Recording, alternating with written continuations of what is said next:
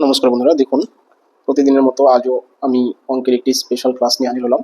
তো আজকে বন্ধুরা তিনটি আমি অঙ্ক নিয়ে এসেছি, ভেরি ভেরি ইম্পর্টেন্ট এই তিনটি অঙ্ক।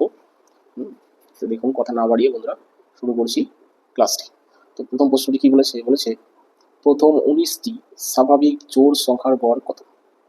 দেখুন, এটা যদি আমি আগের নিয়মে করি, অর্থাৎ আগে যে ক্লাসগুলো দিয়েছিলাম তাহলেও হবে, কিন্তু আমাদের তাতে কিছু এত কঠিন যাওয়ার প্রয়োজন নেই। যদি এরকম বলে যে প্রথম 19টি, প্রথম 17টি বা প্রথম 101টি স্বাভাবিক বিজোড় সংখ্যার গড় কত, তাহলে বন্ধুরা 1 সেকেন্ডে আপনি উত্তর করে দিতে পারবেন, শুধু গোল করতে যে টাইমটি লাগবে। কি সেটা?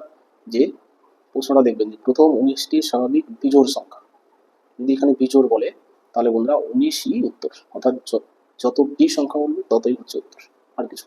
19টি বলেছে অর্থাৎ উত্তর হচ্ছে বন্ধুরা 19। অর্থাৎ প্রথম 19টি স্বাভাবিক বিজোড় সংখ্যার গড় বন্ধুরা 19। যতটি বলবে ততই হচ্ছে বন্ধুরা উত্তর, ঠিক আছে?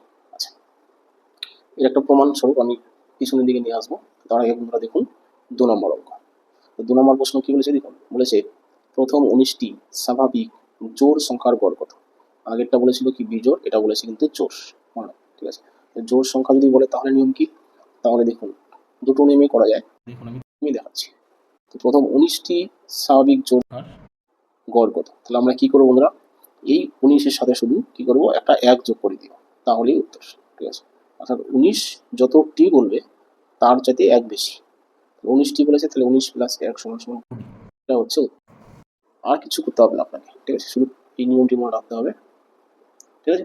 আচ্ছা, এবার নিয়মটি যদি মনে নাও থাকে তাও আপনি করতে পারবেন, তার জন্য বন্ধুরা 3 নম্বর অঙ্কটা আপনার দেখতে হবে, ঠিক আছে? আমি একই প্রশ্ন 3 নম্বরটা নিয়েছি, দেখুন 3 নম্বরটা একটু ডিটেলসে করা আছে। তো এটা কি বলেছে যে প্রথম 20টি স্বাভাবিক জোড় সংখ্যার গড় কত, ঠিক আছে? তো দেখুন, এটা আমি একটা বেসিক নিয়মে করাচ্ছি, তারপর ঠিকসে করাচ্ছি। তাহলে প্রথম 20টি স্বাভাবিক জোড় সংখ্যার গড় সমান সমান আমরা কি করব, যে এর আগে আমি যে ক্লাসগুলো দিয়েছিলাম সেখানে আমি বলেছিলাম যে জোড় সংখ্যা বা স্বাভাবিক সংখ্যাগুলির গড় কত, নিয়ম বলেছিলাম। তো এবার কি বলেছে দেখুন, প্রথম 20টি স্বাভাবিক সংখ্যার গড় বলেছে। এই 20টির প্রথম সংখ্যাটি কত বন্ধুরা? প্রথম সংখ্যা কিন্তু 2, ঠিক আছে, প্লাস শেষ জোড় সংখ্যা। তাহলে 20টি জোড় সংখ্যা আর 20টি বিজোড় সংখ্যা কত পর্যন্ত যেতে হবে? তাহলে আমাদের 40 পর্যন্ত যেতে হবে। অর্থাৎ প্রথম 20টি যদি আমি জোড় সংখ্যা নিতে চাই তাহলে 40 পর্যন্ত যেতে হবে, তাই না? 20 ডাবল কত? 40। 40 পর্যন্ত সংখ্যার মধ্যে 20টি জোড় সংখ্যা আছে, 20টি বিজোড় সংখ্যা আছে।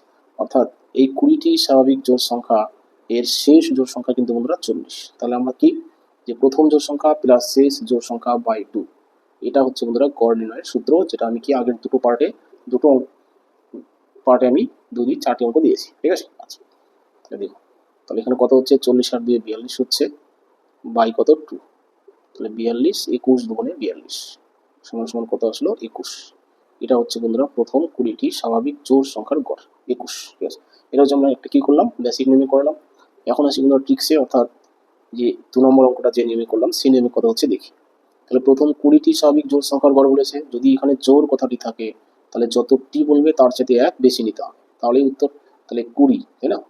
20-র সাথে সাথে কি 1 যদি বেশি যোগ করি, 20-র সাথে 1 যোগ করলে কত হচ্ছে 21। দেখুন এই দুটি অ্যান্সার একই অ্যান্সার হলো, তাই না? আপনি যদি এই কথাটা ভুলে যান যে জোড় সংখ্যা বলেছে 1 যোগ করবো কি না করবো, তাহলে আপনি এই নিয়মে করবেন, ঠিক আছে? তাহলে আপনার ভুল হবে না, ঠিক আছে? আর যদি মনে থাকে তাহলে কি করবেন, যখন বিজোড় বলবে যে প্রথম 19টি বিজোড় স্বাভাবিক সংখ্যার গড় কত, অ্যান্সার 19ই হবে। কিন্তু বিজোড়ে যাওয়া যদি জোড় বলে তাহলে অ্যান্সার কিন্তু 19 হবে না, কত হবে? 1 বেশি, 19 প্লাস 1 20। এটারও একটা কারণ আছে, কারণটা আমি বলছি। এটার কারণ হচ্ছে বন্ধুরা, যদি বিজোড় বলে সেক্ষেত্রে 19ই অ্যান্সার হবে, তার কারণ প্রথম সংখ্যাটা হচ্ছে বিজোড় সংখ্যা, যার জন্যই মনে রাখবেন যে প্রথম সংখ্যা মানে কি, প্রথম সংখ্যাটা হচ্ছে 1, তাই না?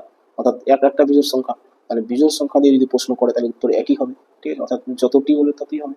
আর জোড় সংখ্যা দিয়ে যদি প্রশ্ন করে তাহলে যতটি বলবে তার সাথে 1 বেশি হবে, বাস। এভাবে আপনি মনে রাখতে পারেন, ঠিক আছে? তো আশা করি এই 3টি অঙ্কই ভালো হয়ে থাকবে। আর আশা করি আপনি যত চাকরি পরীক্ষা দিবেন দেখবেন এই ধরনের প্রশ্ন কিন্তু বন্ধুরা প্রায় পরীক্ষায় চলে আসে, ঠিক আছে? জোড় সংখ্যা আর বিজোড় সংখ্যার সমষ্টি কত বা গড় কত বা বর্গের গড় কত, ঠিক আছে? এরকম প্রশ্ন কিন্তু আসবে। তাহলে এর পরের পার্টে আমি নিয়ে আসবো যে 1 থেকে 40 পর্যন্ত স্বাভাবিক সংখ্যার বর্গের সমষ্টি কত বা জোড় সংখ্যার বর্গের সমষ্টি কত, ঠিক আছে? এই ধরনের প্রশ্ন আমি পরের পার্টে নিয়ে আসবো। তো তার জন্য কি করতে হবে, অবশ্যই যারা নতুন দেখছেন চ্যানেলটি সাবস্ক্রাইব করবেন, আর কি করবেন, লাইক শেয়ার কমেন্ট করবেন। রাখছি বন্ধুরা, থ্যাংক ইউ।